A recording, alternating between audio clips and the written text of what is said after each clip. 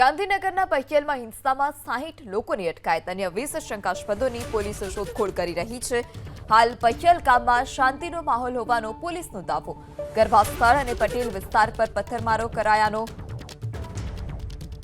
એસપીએ ખુલાસો કર્યો છે। ગાંધીનગરના બહિયલમાં હિંસા મુદ્દે ઘટસ્ફોટ મોટો ખુલાસો થયો છે। વિવાદિત પોસ્ટથી આ પ્રકારે હિંસા થઈ હોવાનો આરોપ છે। પોલીસ અને ફાયર બ્રિગેડ પર હુમલો કરાયો હતો। બહિયલમાં હિંસા મુદ્દે નોંધાઈ છે 2 પોલીસ ફરિયાદ। ત્યારે ગાંધીનગરના બહિયલમાં હિંસા મુદ્દે ઘટસ્ફોટ, વિવાદિત પોસ્ટથી હિંસા ભડકી હોવાનો ખુલાસો, ઉશ્કેરણી કરી હિંસા કરાઈ હોવાનો પર્દાફાશ। પોલીસ અને ફાયર બ્રિગેડ પર હુમલો કરાયો હતો। બહિયલમાં હિંસા મુદ્દે નોંધાઈ છે 2 પોલીસ ફરિયાદ। અત્યાર સુધીમાં 60 લોકોને રાઉન્ડ અપ કરવામાં આવ્યા। સોશિયલ મીડિયામાં મેસેજને કારણે હિંસા થઈ હતી। હિંસા માટે ઉશ્કેરણી કરનારાઓને કાયદાનો પાઠ ભણાવવામાં આવશે। ફાયર અને પોલીસના વાહનોમાં તોડફોડ કરાઈ। અસામાજિક તત્વોએ પોલીસ પર પણ હુમલો કર્યો। લોકોના ટોળાએ 3 દુકાન, વાહનોમાં તોડફોડ કરી છે તે પ્રકારની વાત પણ આઈજીએ કરી। ગાંધીનગરના બહિયલમાં પથ્થરબાજોની શોધ શરૂ। તો દહેગામના બહિયલની ઘટનાને સાધુ સંતોએ પણ વખોડી છે। એકલધામના મહંત દેવનાથ બાપુએ કડક સજાની માંગ કરી। ચાલુ નવરાત્રિમાં વિધર્મીઓએ પથ્થરમારો કર્યો તે પ્રકારની વાત દેવનાથ બાપુએ કરી છે। વધુમાં કહ્યું તેઓએ કે વિધર્મીઓની હિંમત એવી તો વધી ગઈ કે હિન્દુ તહેવારોમાં તેઓ તોફાન મચાવે છે। સરકાર આવા તત્વો સામે કડક કાર્યવાહી કરે। ગત રાત્રિએ દહેગામ ચાલુ નવરાત્રિમાં વિધર્મીઓ દ્વારા એ નવરાત્રિ ઉપર પથ્થરબાજી કરવી, દુકાનોમાં આગ લગાડવી અને ત્યાં ઊભેલી ગાડીઓને સળગાવી, એનાથી લાગે છે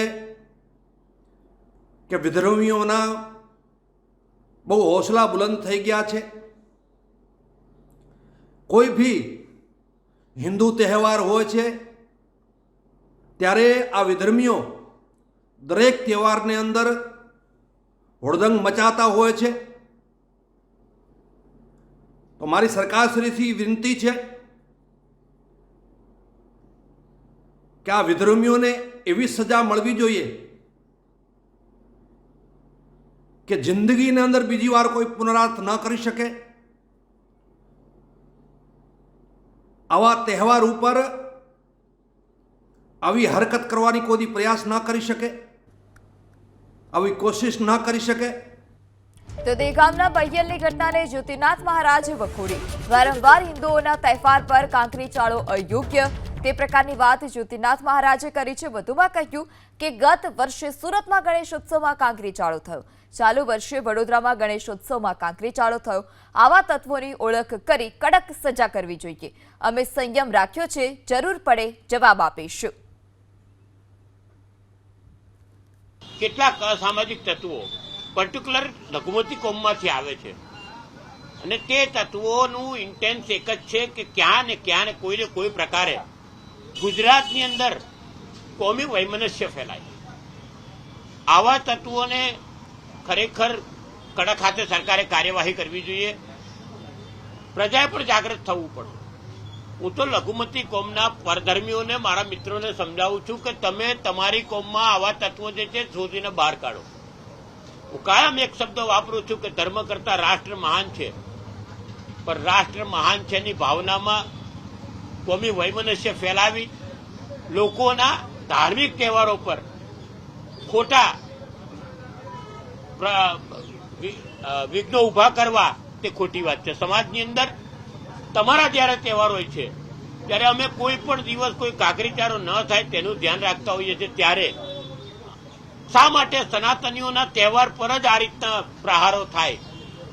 આ ક્યાંય ચલાવી લેવા જેવું નથી। ગાંધીનગરના બહિયલમાં હિંસા મુદ્દે ઘટસ્ફોટ, વિવાદિત પોસ્ટથી હિંસા ભડકી હોવાનો ખુલાસો, ઉશ્કેરણી કરી અને હિંસા કરાઈ હોવાનો પર્દાફાશ। પોલીસ અને ફાયર બ્રિગેડ ઉપર કરાયો હતો હુમલો। ફાયર અને પોલીસના વાહનોમાં તોડફોડ કરાઈ। અસામાજિક તત્વોએ પોલીસ પર પણ હુમલો કર્યો છે।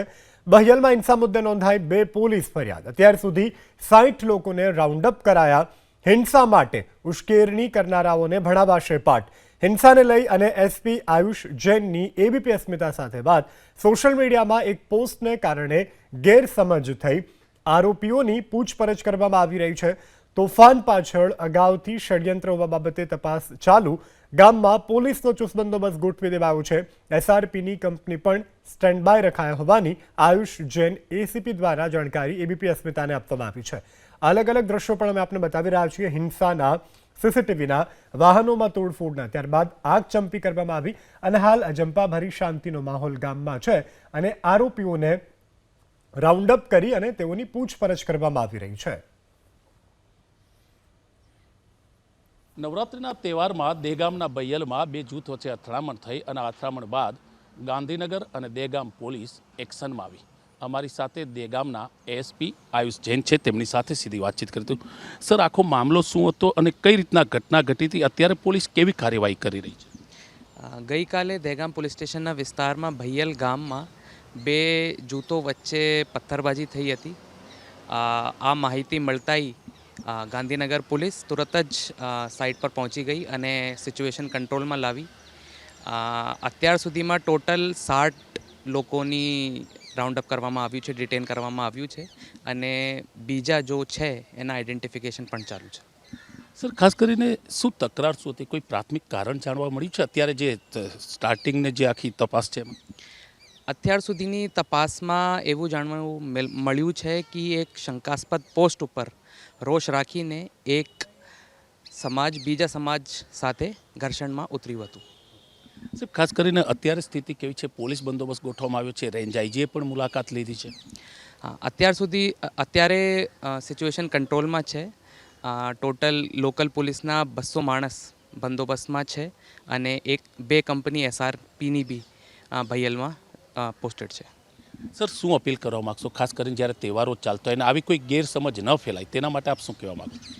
देखिए, આજકાલના જમાનામાં સોશિયલ મીડિયાનો પ્રમાણ વધારે છે અને ફેક ઇન્ફોર્મેશન વધારે ફેલે છે. તો હું બધા ગાંધીનગરના વાસીઓથી એક અપીલ કરવા માગું છું કે તમે જો કોઈ બી એવો વાંધાજનક પોસ્ટ કોઈ લાગે તો તમે તુરત જ પોલીસ સ્ટેશન આવો ઓર કોઈ કાયદો પોતાના હાથમાં નહીં લો. સર, એક વાત એવી છે, સ્થાનિકોનું કહેવું છે કે જે રીતના તોફાન થયું, પથ્થરમારો થયો, ગાડીઓને તોડવામાં આવી, આ કોઈ પ્રી પ્લાનિંગ હતું, કોઈ ષડયંત્ર હતું એવું લાગે છે આપની દ્રષ્ટિએ?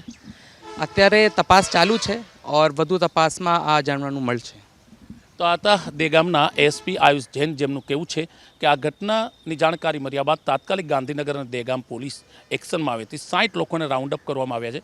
તમામ એંગલથી તેની તપાસ ચાલુ છે અને તેમણે તે પણ અપીલ કરી છે કે સોશિયલ મીડિયાના પોસ્ટથી કોઈ પણ સમાજ કે કોઈ પણ વ્યક્તિ અફવાઓમાં દોરાય નહીં. કેમેરામેન પ્રદીપની સાથે ભૌમિક વ્યાસ, એબીપી અસ્મિતા, દેગામ.